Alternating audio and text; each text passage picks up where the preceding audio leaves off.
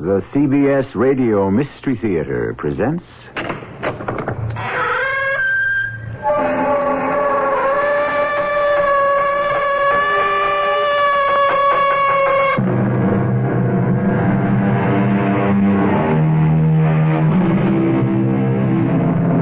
Come in.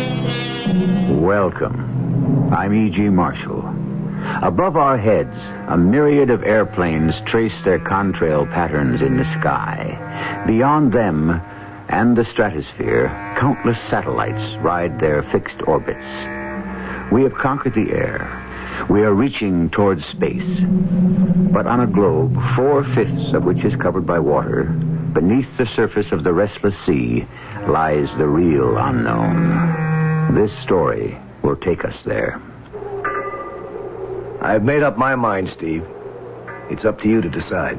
What's to decide? Count me in, Mr. Hunter. That's what I need to hear. Oh, one more thing.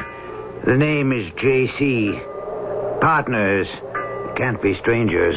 We live through this one, we won't be. Anything this big, one way or another, none of us will ever be quite the same.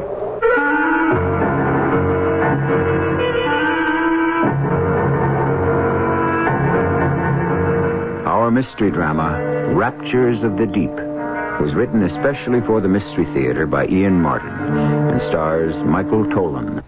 I'll be back shortly with Act One. Grease stain, oil stain, mud stain, and chocolate. When you want a tough stain out, shout it out. Now you can prove Shout's a mom's best friend. Before washing, just spray it on a tough stain. Wait a few seconds. Turn over the fabric and see how Shout penetrates right through to the other side. That's right. Shout saturates, really penetrates. It's almost like spraying both sides of the stain at the same time. So when you want a tough stain out, shout it out. I like pickles, but they don't like me. Send your stomach some Digel. I like pizza, but it doesn't like me. Send your stomach some Digel. Digel's special combination of antacid and anti-gas ingredients gives you fast, gentle relief from acid indigestion, heartburn, and gas in just minutes. I like hot dogs, but they don't like me. Send your stomach some Digel. For occasional use only as directed.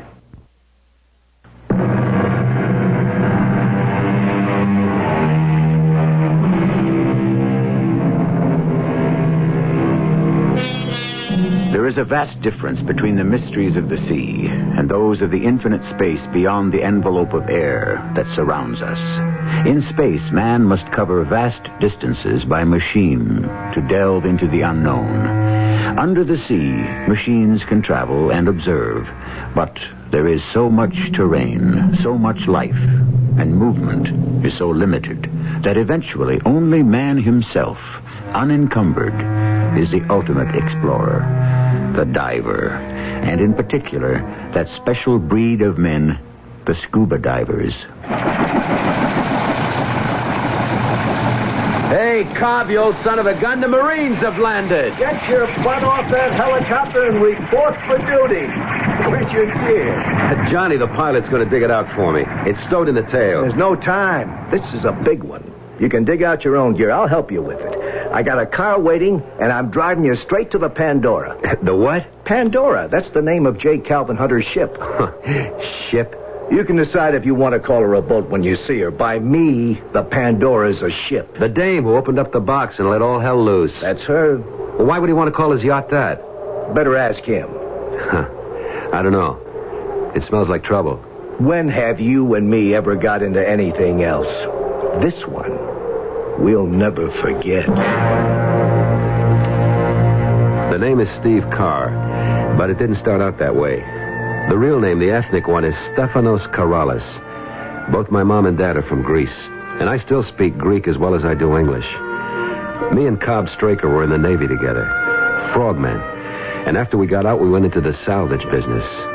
What I mean is, we handled a lot of jobs, but only on the number one jobs did we work together. Matter of fact, we hadn't seen each other in 6 months. I'd been working on some offshore oil rigs around Galveston, while Cobb had been keeping a finger on the pulse of what we really care about. Buried treasure. He stayed with the firm's base in Freeport, Bahamas. We had a lot to catch up on in the car. So Galveston worked out? Yeah, finally. What happened to your cake? Oh, we found the Estrelita okay. In about 40 fathoms. And? Just the ribs. And pretty well broken up. The keel was still there and enough of the stern to identify her.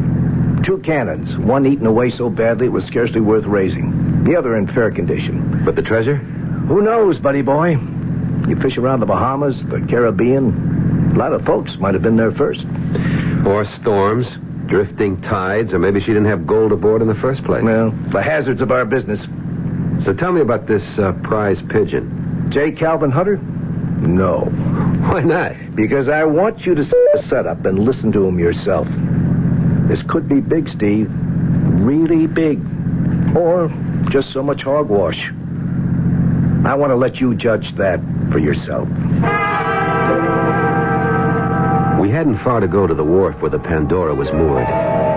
Cobb was right. This was a ship in every sense of the word. She was almost 200 feet overall, beamy, and for sure well over 2,000 tons. One glance at her silhouette told me she had every kind of device to handle deep diving, and the equipment to go with it. I felt a tingling anticipation. I could sniff an explosive future. We parked the wagon and unloaded my gear. Mr. Hunter was waiting for us on the fantail. He was taller even than Cobb, but thin, all whipcord and steel. He had eyes like bullets that shot out from under heavy, dark eyebrows. You made good time. This is Steve Carr, Mr. Hunter. He's almost as big as you are, Cobb. Not quite, sir.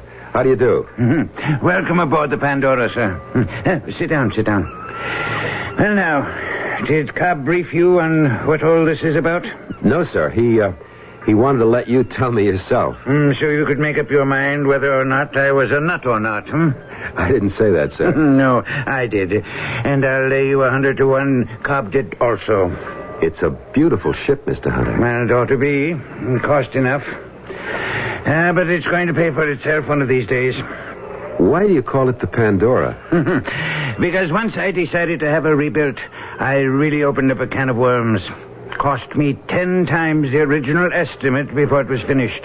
A regular Pandora's box of troubles let loose. I was beginning to think she was jinxed. Then why saddle her with the name? It suited my whim. Besides, after Pandora opened the box, all the evils and bad luck were let loose on the world. Do you know the one thing that was left? No, sir. Hope, according to some versions of the legend. So, that's good enough for me. We're going to need a lot of it where we're going. Just where is that, sir? I'll make it short and sweet. In 1663, April of that year, the Spanish sent out a convoy guarded by their heavier ships of war bound for Spain. While it was carrying some valuable cargo, it was merely a decoy, as all the supposed merchant ships were heavily armed. To decoy the British into attacking? Right. A decoy for what, sir? First off, to try to lure enough British and French privateers into destruction and clear the seas. And second, to draw away attention from a real prize. Right, Steve. The Alhambra. A colossus of a merchant ship that they had built, which was loaded to the waterline with gold, silver, and precious jewels. The value even then was in the millions. Today, it could at least run to $500 million, perhaps more. They sent her out alone? No. She was convoyed by 2 smaller men of war, and she took a different route. But either the British and French weren't fooled, or enough of them were smart enough to smell a rat. No, they were fooled. Most of them. But not 3 heavily gunned British privateers who were lying in wait for them. The weather was lucky for the British. They came out of a fog bank and sank the first man of war without taking a broadside in return. Then they turned their attention to the second, and with a bit more trouble, sank her. But when they turned to take their prize, they had a blow. She'd slipped away in the fog? No. She was too big and lumbering to elude them. So instead, the captain, following his sealed orders, commanded everyone into the boats and lit a fuse to gunpowder charges that had been set for just such an eventuality. He blew his ship out of the water? Not quite. He blew the keel and half the bottom out of her, and she foundered and sank like a stone. Huh. Right off the coast here somewhere. That's my secret. I have a lot of them, because I have to be careful, gentlemen. My captain, for example, has his coordinates.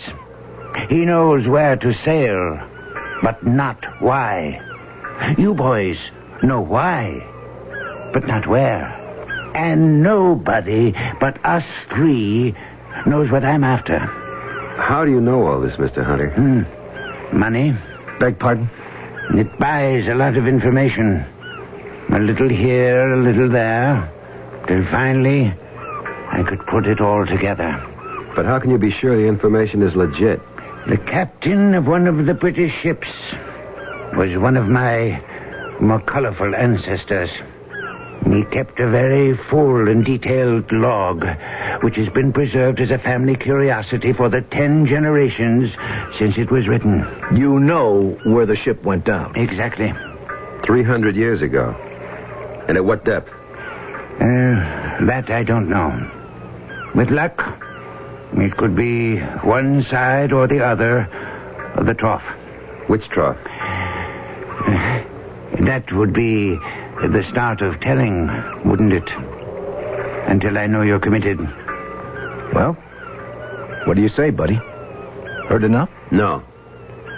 How do we split? And that's simple. Since I'm paying you your regular salvage rates, I carry all the financial risks. But I'm not greedy. 60% for me. You split the other 40 as you will. If there's anything to split. That's very generous, Mr. Hunter. Well, it's worth it for the very best. The tide is turning. We should sail with it, if we can. Have you heard enough to decide? Well, I've made up my mind. Up to you, Steve. What's to decide? Count me in, Mr. Hunter. That's all I need to hear. Oh, one more thing. The name is J.C. Partners can't be strangers.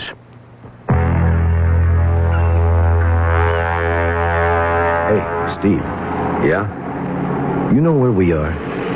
Well, I can look at the sun. I don't have instruments. Roughly the eastern Atlantic, not too far south. Yeah, but where are we headed? The man told you. His secret. We're the ones have to dive. You said it. How deep? You mean free or with heavy equipment? If we're going to explore, you know it has to be free. How deep can you go? What's the record? 400-something feet? You can't work there. What's the problem? Like right now, I think we're over the eastern trough.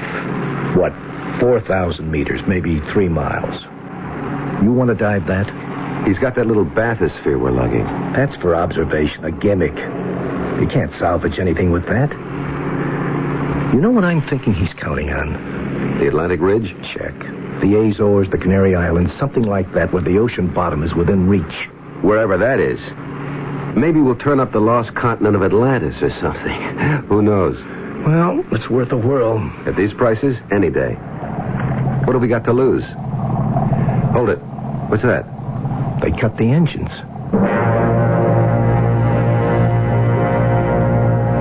We had dropped anchor in 25 fathoms. That's a long way down. 6 feet to a fathom, 150 feet. Everyone was out on deck when we got there. It was just at sunrise, maybe 4:20 in the morning. J.C. signaled us. He wanted us down in his quarters. There was coffee there, and a large chart on a table marked out in a grid. He pointed to a dot in the middle. This is our position right here. You and Cobb will take sectors and scout them. We'll use marker buoys to indicate what has been searched. Blue. With the red one, in case we turn up what we're looking for. Now, when do we start? How about this morning? Just what I wanted to hear. Suit up. Let's get going. You going over with us, J.C.? No. I'm a little old for these depths. Well, maybe we all are. Now, look. We have a decompression chamber, I want you to take the least amount of time on the bottom that's safe. If it's too deep, we'll helmet you and put you on the air compressors. It's deep, all right. How long will you be down? Oh, something like an hour and a half, figuring we spend 30 minutes maximum at 160 feet odd. Well, it'll take 45 minutes staging out on the way up to beat the bends. Okay, don't push anything. We've got all the time and most of the money in the world. I have a syndicate backing me. Now, be careful. Our middle names. Ready to go, Cobb?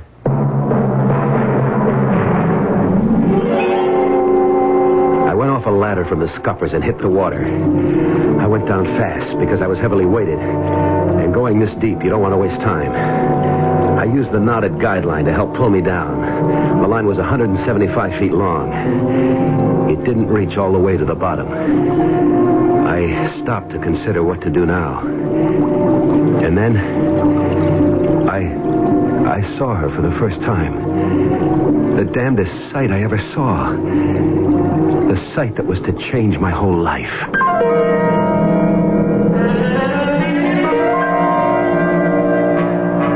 What does a young man see in the ocean at nearly 30 fathoms deep that will change his life? And whatever it was, what does the term her mean? A female of some species? Or a female of the species? A woman? And if so, what kind of woman in the depths of the ocean? I'll return shortly with Act 2.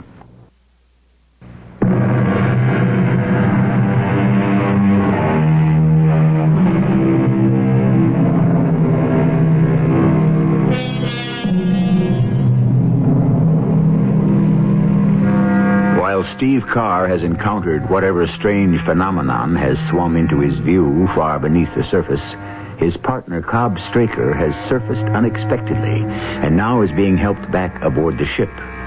His relatively sudden reappearance has been a surprise to everyone aboard, and J.C. Hunter is the first to lend him a helping hand, reaching to take his fins as he shucks them in order to climb the ladder back aboard. You all right? Sure. I came up because there's no point to the dive. What do you mean? Adams, take Mr. Straker's equipment. Help him out of the tanks. I don't know what your anchor hook snagged, but it must be some kind of a hill or mountain. What do you mean? Well, we've got 175 feet out of weighted guidelines, but mine at least still don't reach bottom. Once I got to the end of the line, I chickened out. I wasn't going any deeper on my own. And what about Steve? He's still down there. Well, maybe he's lucky. He hit a slope or something. I'll catch my second wind till he comes up. Maybe we can replot this whole dive better. How long will he be? Well, any minute now, unless he narked out. He what? Nitrogen narcosis. Raptures of the deep. A sort of deep-sea drunk. Complete euphoria, and you lose all track of time. Hey, he went down before me. Where the devil is he? Maybe you'd better go down after him. Well, if he doesn't break water in the next couple of minutes, I sure as shooting will. Oh, there he is. Well, where you been, jerkola? What do you want to do? Give us all the hives? You all right? Just cutting it. You want to gaff me aboard, Cobb?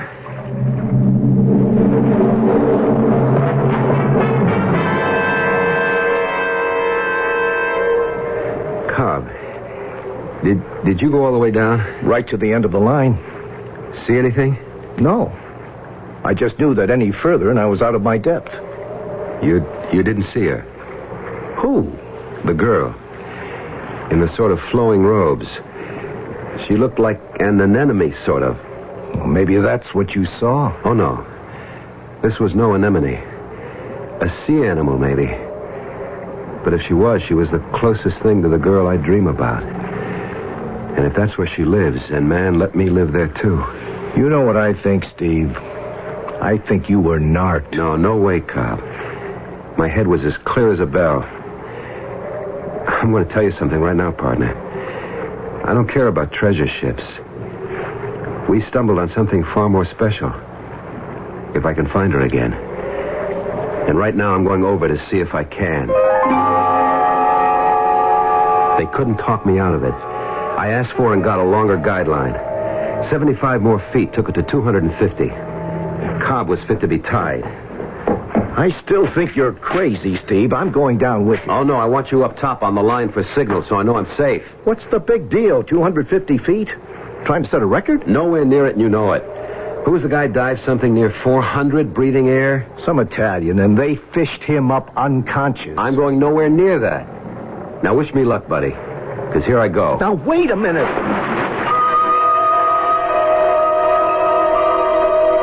I went down the guideline, hand over hand, like a circus flyer climbs to the trapeze platform. I wanted every minute I could have on the bottom, if I ever got there, or wherever I ran into her again, if I ever did. But outside of the beam from my torch, everything was as black as being locked in a closet. Where is he, Cobb? Last signal he gave me was at 225. Fruithead, it's too deep for free diving. Signal him to come up. Well, what do you think I've been doing? Hold it. He just reached the end of the line. Well, at least he ain't going no further. I don't know how long I hung there, but at last I gave up. It was too dark to think of leaving the line, not without some ground underneath to read. I signaled I was on my way up, but before I could even start, they swam into the range of my light. I never saw anything like that. Man-shaped, only they were scaled all over like fish. Not only did they wear foot fins, but their hands were the same. Their heads looked something like birds, with a sort of beak and the face scaly, too. There were too many to count, and they swam as swiftly as dolphins. And in back of them was the girl I'd seen before, in the flowing robe and the swirling hair. I had time only to send an urgent signal up the line before they swarmed over me. What is it, Cobb? I don't know. Alarm signal. Something's wrong. I'm going over and down there. Stand by the line. Keep your hand on it. One jerk means everything's Jake. 2 steady jerks, repeated, means we're on our way up by stages. 3 sharp jerks, repeat it or not, means you better have the decompression tank ready when we pop out like corks. You got it? I have it. What do you suppose he's run into down there? JC, there are so many mysteries in the black beneath that green cover. Who could even attempt to guess? 2 of the scaly porpoise things grabbed me by the arms and tore me away from the line.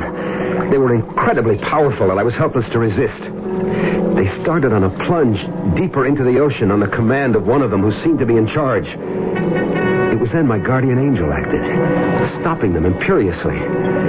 Suddenly, in my confused state, I realized they were speaking to each other quite freely. I could hear the sound of their voices and the words. But even more unbelievable, I could half understand them. They were speaking a strange, old-fashioned kind of Greek. No, Stanislaus, you cannot take him deeper. He has invaded our territory. He must be brought to Minocles. These are my orders. Not as he is. He cannot stand the pressures. We must have an air tank. It will meet us on the way. I hope it's not too late. I don't think he has much air left. He'll manage. He'll have to. Couldn't we wait for the tank? I tell you, he may die. Let him. He is the enemy. If we can take them alive, very well. If dead, what's the difference? At least let me escort him. I order you, let him go. He is my prisoner. I was in a daze. My mind suspended in shock as my body tried to take these huge depths. How was it possible these strange entities could speak to each other freely? Then I thought of fish. And more than that, dolphins and whales who communicate without problem. I wanted to pull the mouthpiece out and try to speak myself, but I knew I was not adapted for that. But most of all, I was amazed that by the accident of birth, I had the ability to understand these creatures and the arcane Greek that they spoke. The only terror was that I could tell the air in my tanks was running out. What happened, Cobb? Search me. He's gone. There's no sign of him. Gone where? I don't know. Narked, I guess. Raptures of the deep. We've got to fight it all the time we go deep enough. Oh, you think we've lost him? Oh, not in my book. I wouldn't have come up except I ran out of air. Get me in the tank. Decompress me. I came up too fast, but I'm going down again first chance I get. I don't want to lose you too, Cobb. We haven't lost anyone. My buddy Steve is down there. All he needs is help. We were going deeper and deeper, and I could feel the terrible pressure of the water. I wanted to scream out my protest to the lovely woman who swam, if that's what we were doing, beside me. But to relinquish my mouthpiece would have meant instant drowning, which suddenly I faced. With the slightest of gurgles, my tanks were exhausted, and I spat out the mouthpiece and tried to say help. It was as if my word had been articulated, for in a moment her mouth was on mine, and she was breathing pure oxygen into my lungs. And in that moment, I saw some of the fish people swimming up towards me with a cylindrical tank just before I blacked out.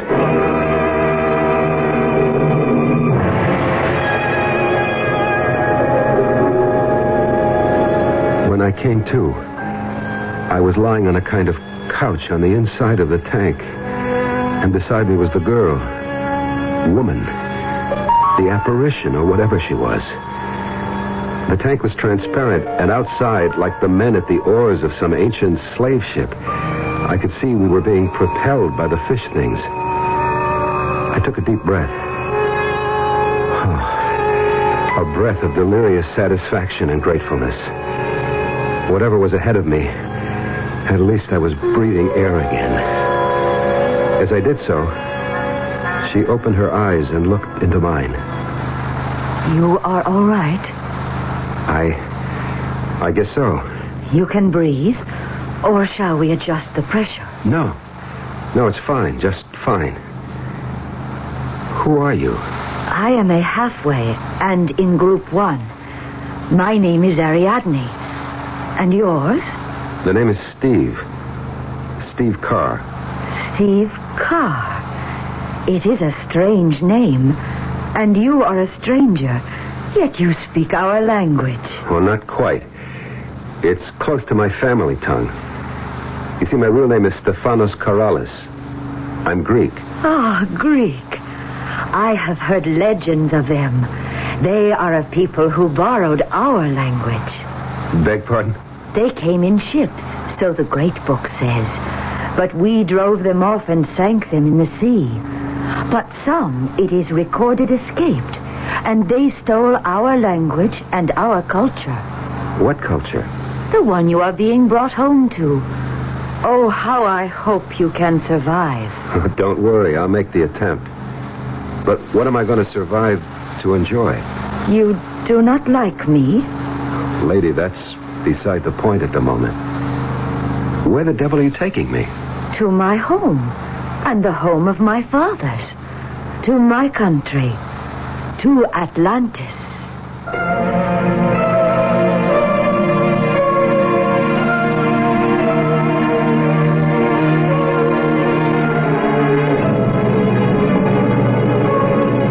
One of the world's prime mysteries. Is it possible that here is the answer to that mythical island of Atlantis that was, in ancient times, believed to have existed in the Atlantic Ocean? Could someone in our modern times actually have found his way to that fabled land? I shall return shortly with Act 3.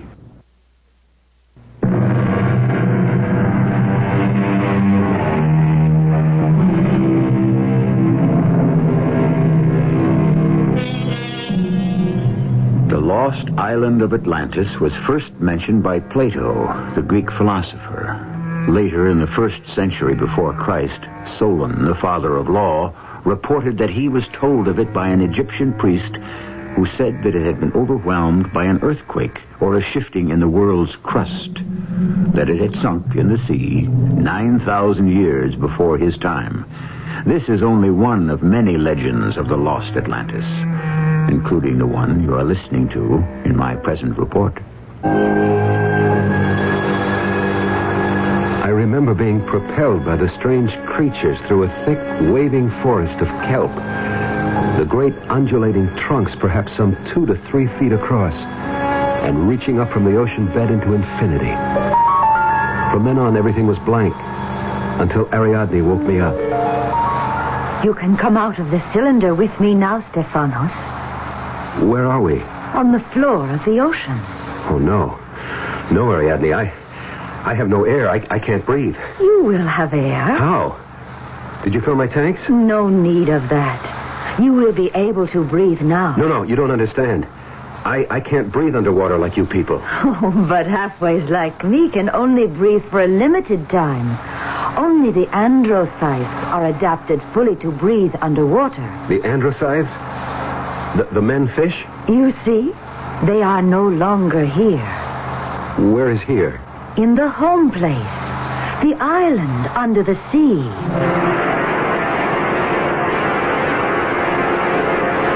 I looked through the transparent sides of the cylinder, and I couldn't believe it. A whole city covered the top of this giant floating island on the floor of the ocean. People were walking freely, chatting. The women dressed in flowing garments. The men in kilted skirts, their feet in sandals. I was back in the midst of a civilization older than Christianity and the Romans. Heaven only knows how many thousands of feet below the surface of the Atlantic. Ariadne now took me by the hand, and together we slipped out of the door that served as entrance or egress from the cylinder. Don't look so terrified, Stephanos. There's plenty of oxygen. Try. Hey. Well, all right. That's beautiful, but where does it come from? I will let Minocles give what answers he deems proper to your questions. Who is Minocles? He is the ruler, the autocrat, the only one of which there is but one. Come, we must make haste. It is not good to keep him waiting.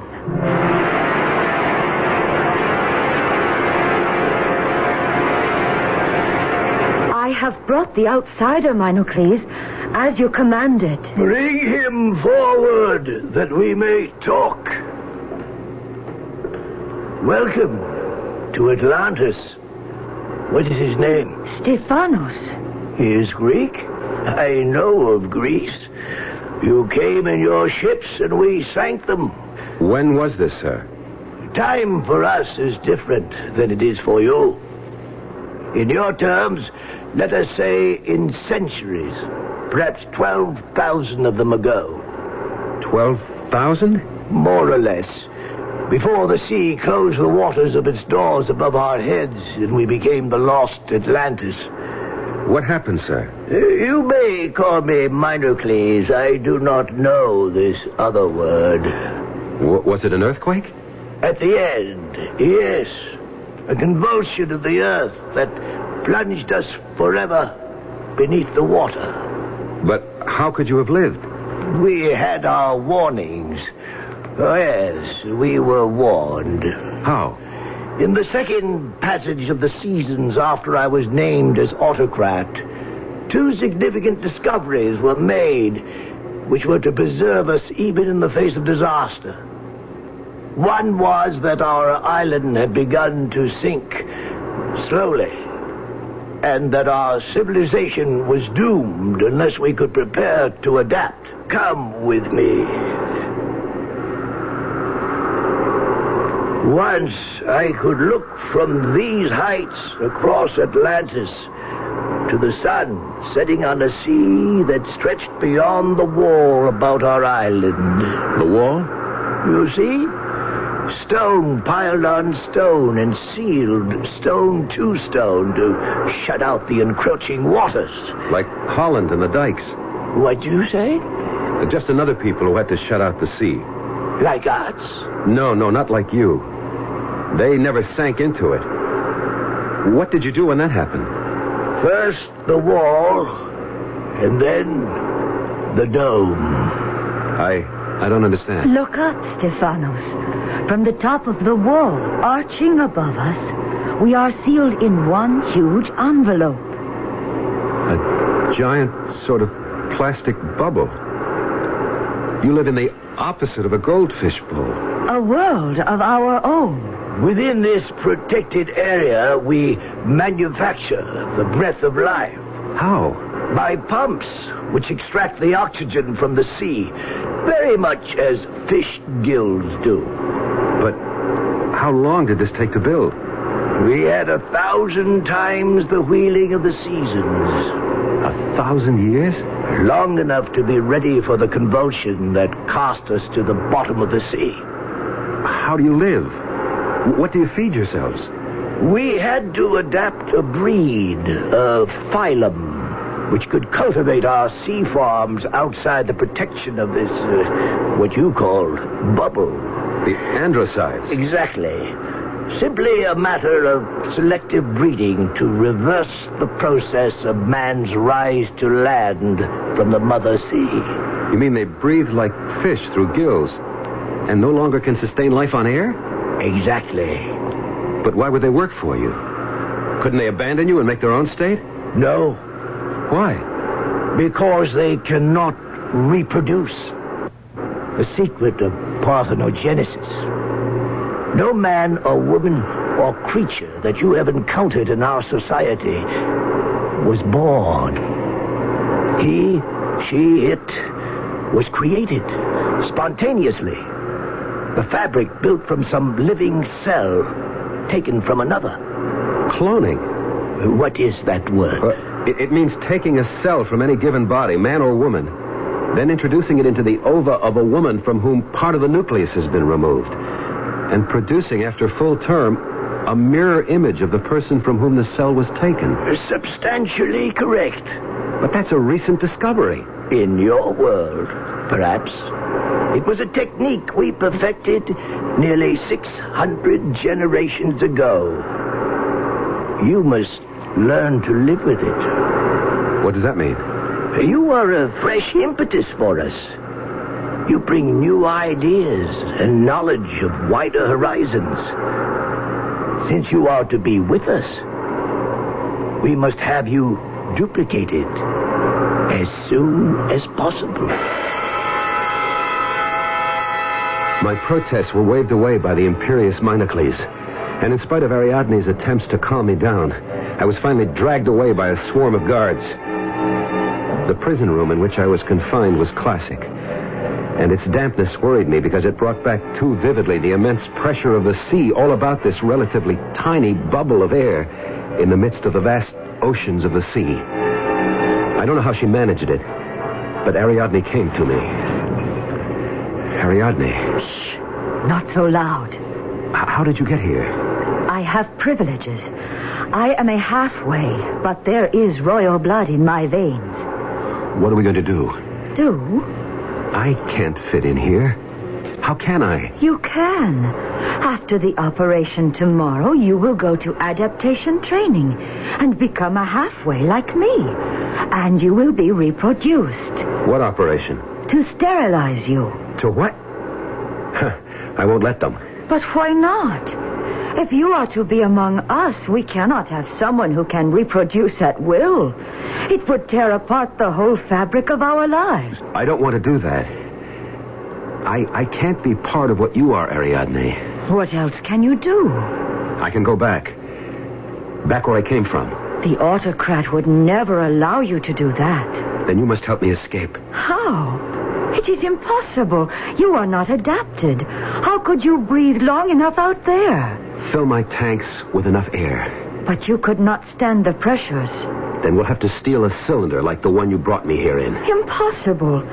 Even if I did, the androcytes would capture us, and we have no way to move it. You say you are adapted. You could move us up high enough so that I could come out safely. There is only one chance. I must help you escape.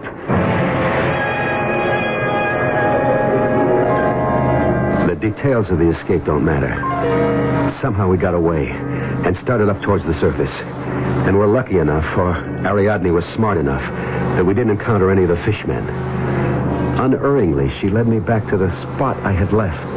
How long ago? And there was my weighted rope, its knots climbing towards the surface and my world. I had my arm about her waist, but suddenly she squirmed free, and she spoke to me, while I was helpless to answer. Goodbye, Stephanos. I wish I had been born as you were. But we are from different worlds, and there is no bridge between them. Only let me say one thing. I have something to take away with me which makes me different. Makes me an individual in a world where such a thing does not exist. I am glad I knew that, even if only briefly. Goodbye, Stephanos. She darted away from me so fast I couldn't follow, her loose robes billowing like a flower. I couldn't have followed her anyway, because suddenly the androcytes were all about seizing her and dragging her down. Some of them came for me, and I had no choice but to drop my heavily weighted belt and shoot to the surface in a haze of bubbles, exploded out of the ocean as if I'd been a champagne cork. Cobb, there he is. It's Steve. He came up without being decompressed. Get that chamber ready.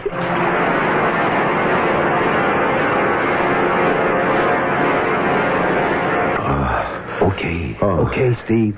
Take it easy. No, I've got to follow her. To save...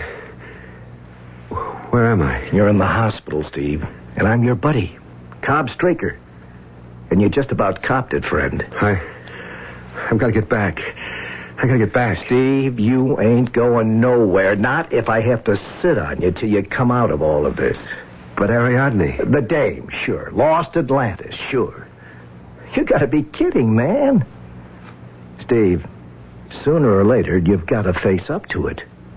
You zonked out down there. You were narked. The raptures of the deep. You said it, Steve, not me. But that's all it was.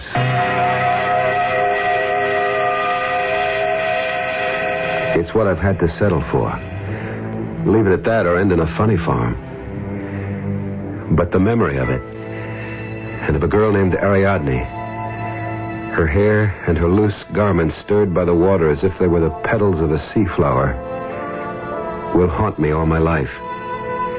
We never did find J. Calvin Hunter's treasure, but I found my own. I only wish I could have kept it.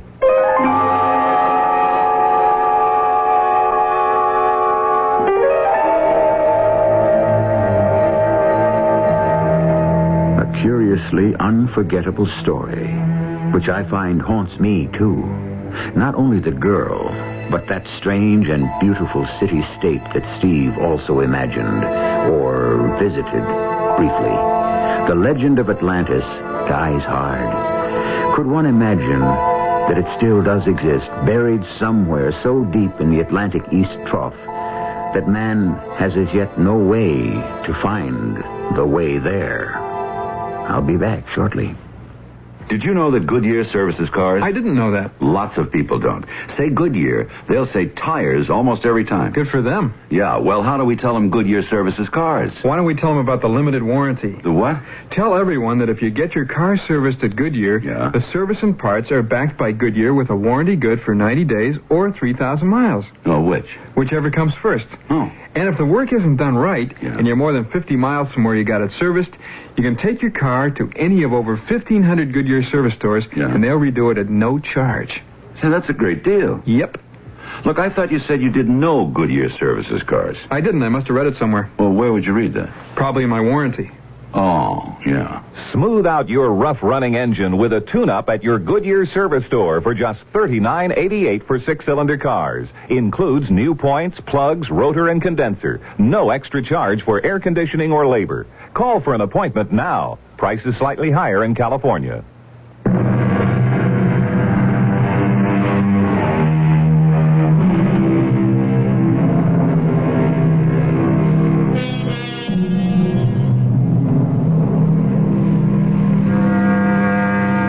Recently, I read that Steve and Cobb had traced the drifting of a long-sunk Spanish galleon, and that all along the path had come up with gold and artifacts worth a king's ransom. I'm glad Steve struck it rich. I hope he enjoys his hard-bought wealth. I wonder if he would exchange it for that other treasure he found, or thought he found.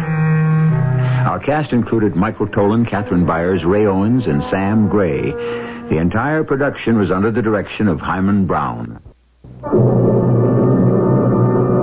And now, a preview of our next tale. Who's Marla?